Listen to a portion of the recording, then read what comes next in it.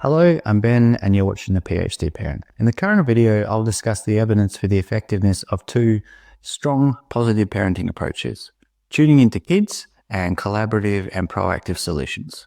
As per usual, this will be restricted to the evidence obtained from randomized control trials or RCTs. For more information on RCTs, you can check out my video in the link below. And if you want to know more about the key intervention strategies used in tuning into kids and collaborative and proactive solutions, you can check out my other video in the link below. So in the following, I'll start with collaborative and proactive solutions, as there are only two RCTs to go over before they're moving on to tuning into kids, which has a more extensive evidence base. So as mentioned, only two RCTs have investigated the effectiveness of collaborative and proactive solutions in terms of its capacity to reduce problematic behaviors in kids. As you'll see, the findings suggest that this approach may be helpful in tackling such behavior, though no more so than existing approaches. So the first study by Green involved about 50 kids between the ages of 4 to 12 years who were diagnosed with oppositional defiant disorder, or ODD. ODD is a disorder characterized by high levels of defiant, disobedient, and hostile behavior towards people in authority. Parents of these kids were randomly assigned to receive either collaborative and proactive solutions or parent training. And parent training is considered a light form of positive parenting. And if you want to know more about the difference between light and strong forms of positive parenting, you can check out my video in the link below. Now, the findings showed that kids' ODD symptoms improved over time, and there was no reliable difference between the two interventions in terms of behavioral outcomes. But while symptoms got better over time, you can't conclude that the interventions drove this. For example, it's possible that had nothing been done, kids' behavior would have improved just the same. And you can't rule out the possibility that the improvements were influenced by a placebo effect, whereby rather than there having been a positive change in symptoms driven by the intervention strategies, you get parents reporting such a change because they've just completed a treatment they believe was going to help. And this latter issue is one that impacts the evaluation of psychological therapies more generally. And you can get around the first problem by inclusion of a waitlist control condition. The other is a little bit tougher, which happens to be what Dick did.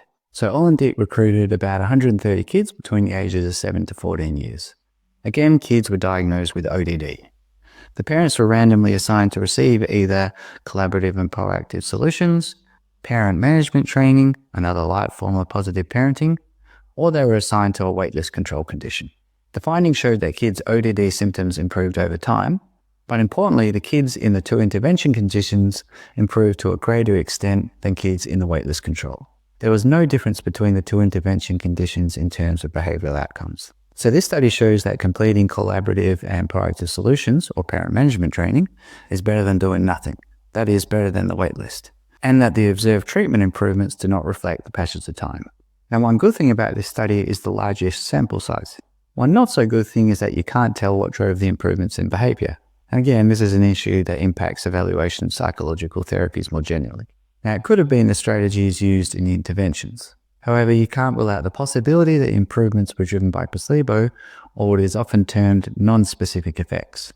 That is, the interventions involve interacting with a therapist who is listening attentively, cares about what's going on, and so on. And this is what might produce the positive change. So in summary, the results support the efficacy of collaborative and proactive solutions in reducing behavioral problems in kids, at least those who have relatively severe problems. And there is no evidence to suggest that this approach is better or worse than existing light forms of positive parenting. However, with only one decent-sized RCT, it's too early to make any definitive claims about collaborative and proactive solutions. So now on to RCTs investigating the effectiveness of tuning into kids. So I was able to find 9 RCTs that have investigated the effectiveness of this approach in terms of its capacity to reduce problematic behavior in kids.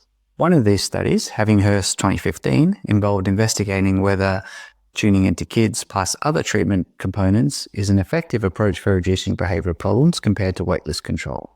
Because this study did not look at tuning into kids in isolation, any improvements in behavior can't be attributed to tuning into kids. They could have been driven by the other therapeutic elements. So I'm not going to discuss this study.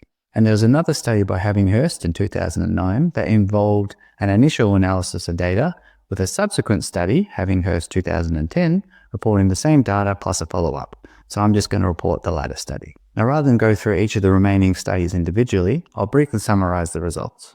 6 of the studies involved comparing tuning into kids to a waitlist control condition, while the remaining study involved comparing tuning into kids to another active treatment and waitlist control.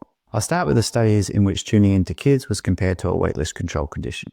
3 of these studies had decent sample sizes ranging from about 160 participants to 300 participants. The remaining studies had more modest samples ranging in size from 40 to about 55 participants.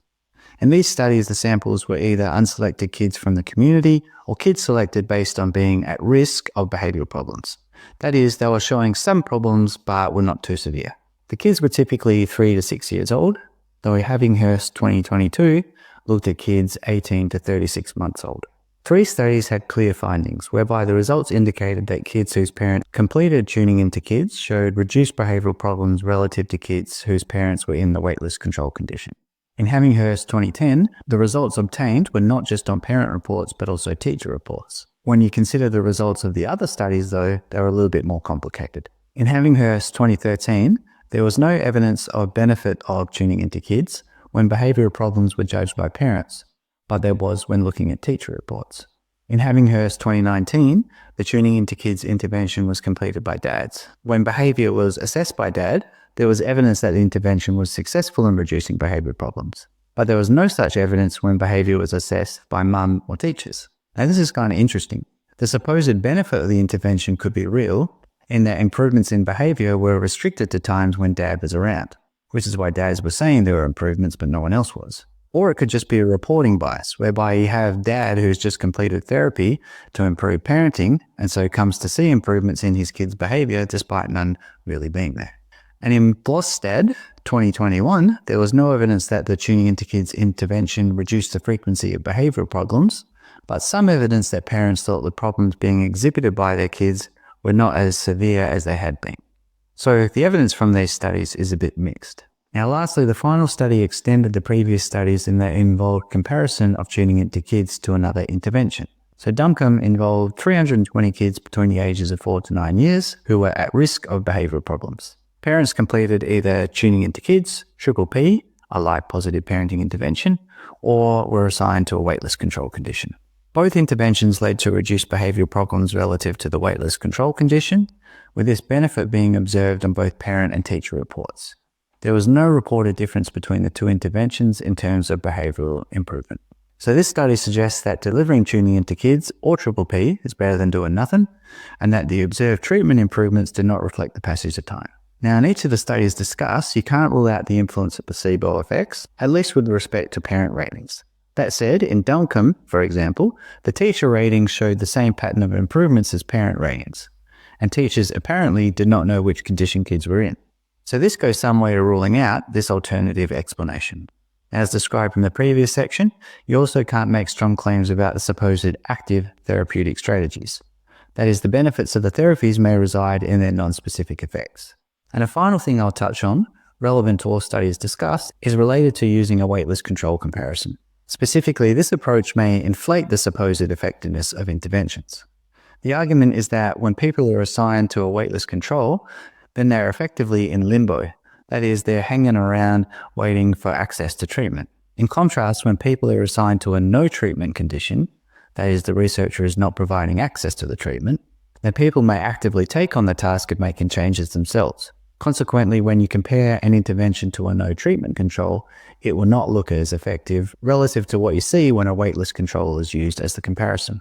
And in fact, if you look at the depression literature, for example, you see this pattern emerging, where the effectiveness of treatment compared to waitlist is more impressive than treatment compared to no treatment. So in summary, there's emerging evidence to show that strong positive parenting approaches are effective in reducing behavioural problems in kids. But this evidence is largely restricted to the tuning into kids intervention and to kids who exhibit relatively low levels of behavioural problems.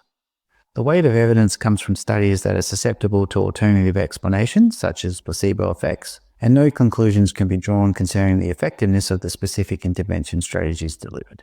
Finally, there is no evidence to suggest that strong positive parenting approaches are more or less effective than conventional light positive parenting approaches, which involve the use of aversive disciplinary strategies such as timeout or privilege removal. So, off to a good start, but probably a little way to go for strong positive parenting approaches. So that's it for the effectiveness of strong positive parenting interventions. If there's anything I've gotten wrong, any important research I've overlooked, if you have any questions, then feel free to get in touch. Otherwise, happy parenting.